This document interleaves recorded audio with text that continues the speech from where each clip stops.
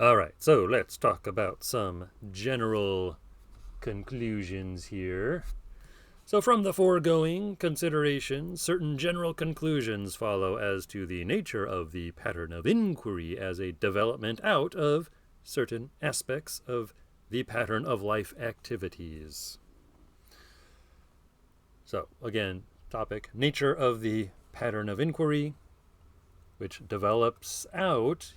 Dewey's claim is that it develops out of certain aspects of the pattern of life activities. So inquiry develops out of life. It's not something external or extra or anything distinct or separate per se.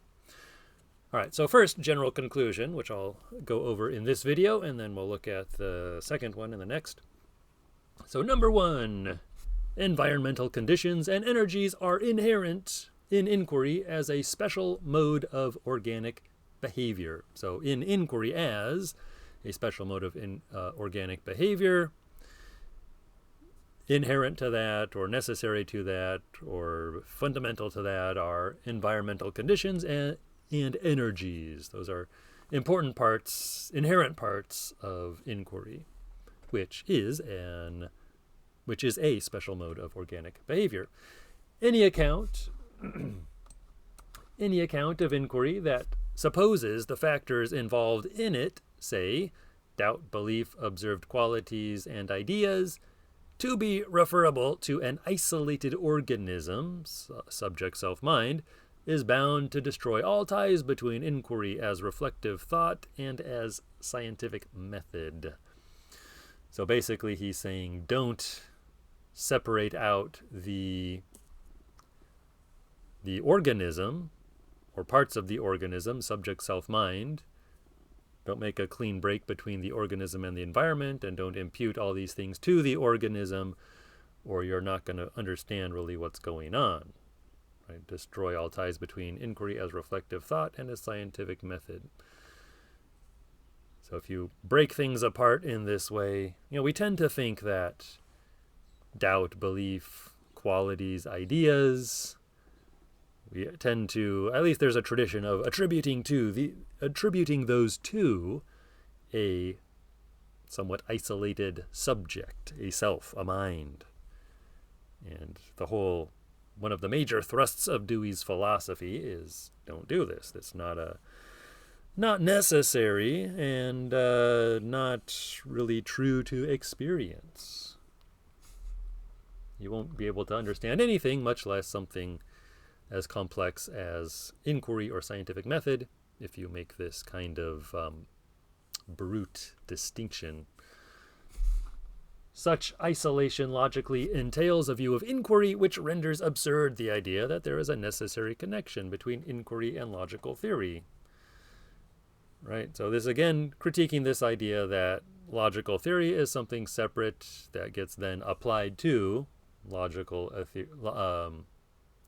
then applied to inquiry or other kinds of behavioral processes.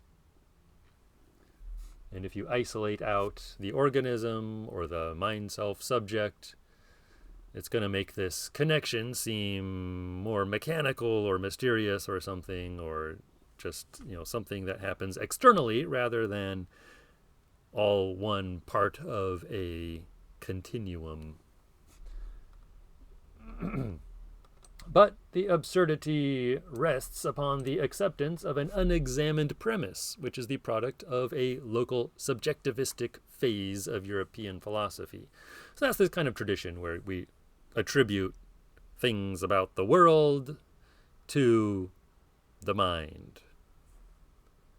And he's saying that's just one local phase of, one temporary phase of European philosophy. So don't take it for dogma. If what is designated by such terms as doubt, belief, idea, conception is to have any objective meaning, to say nothing of public verifiability, it must be located and described as behavior in which organism and environment act together or interact.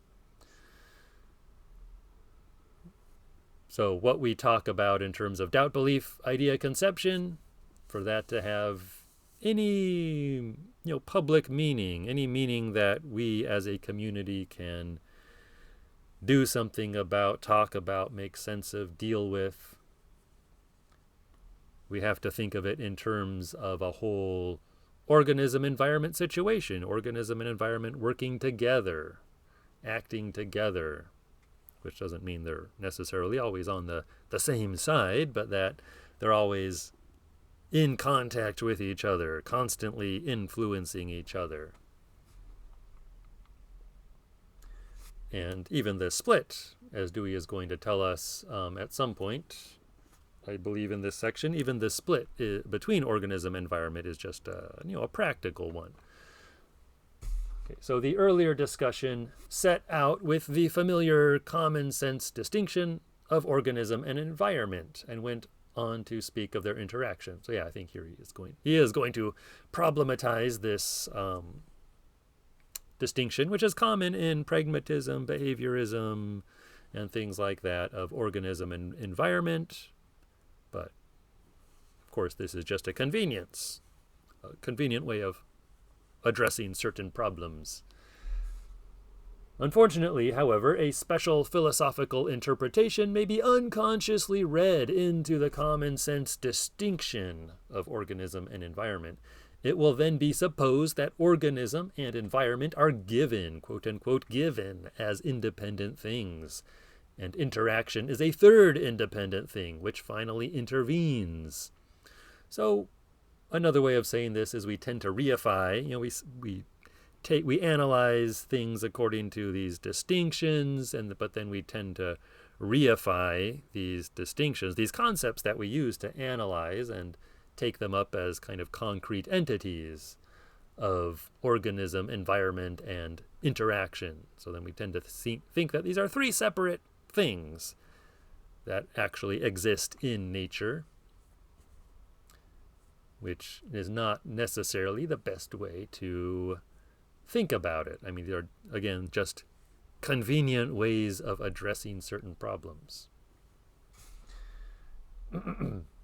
In fact, the distinction is a practical and temporal one, arising out of the state of tension in which the organism, at a given time, in a given phase of life activity, is set over against the environment as it then and there exists. So if you want to understand certain things about what goes on in nature, the concepts of organism and environment can be useful, because we can see how certain life forms are set against their environment, right? They're not in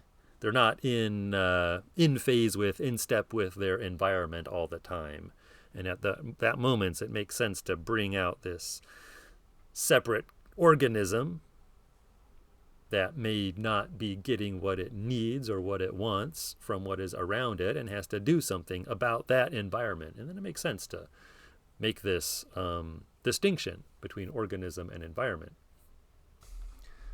There is, of course, a natural world that exists independently of the organism, but this world is environment only as it enters directly and indirectly into life functions, right? So when we talk about environment, it's environing something, right? So it's the environment for something, for an organism. The organism is itself a part of the larger natural world and exists as organism only in active connections with its environment. We've got this idea of the natural world, which is inclusive, really, of pretty much everything. And then we can divide that up in different ways to understand how things work.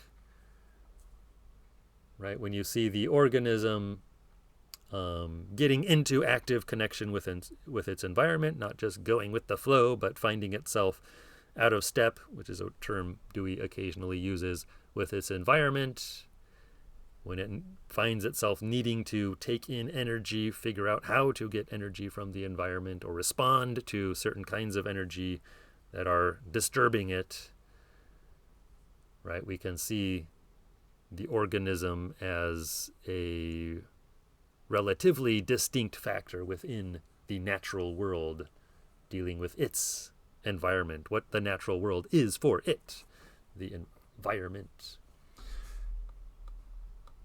The last little bit here. So integration is more fundamental than is the distinction designated by interaction of organism and environment.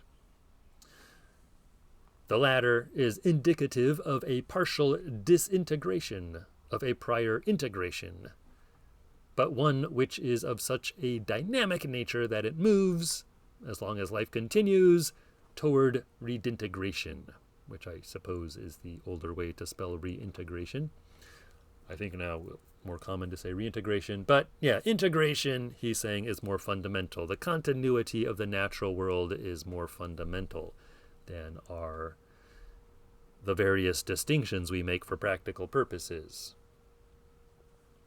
And when we are able to make a good distinction between organism and environment, he says it's indicative. It shows that there is a partial disintegration. Not everything disintegrates. If there was a total disintegration, that would be like death for the organism or something like that. Because the organism, to be an organism, must be part of an environment. If there were a total disintegration, that would mean the environment basically disappeared, in which case the organism would also disappear, or the organism disappeared. And of course, the environment or the natural world could go on without this or that organism. But in any case, it's not good for the organism. But there is can be a partial disintegration where the organism is not totally locked into its environment. But then, of course, it's dynamically trying to get back into integration with its environment. All right, so that's the first general conclusion about the relationship and status of the organism-environment relation. And I'll go on to the second general conclusion in the next video.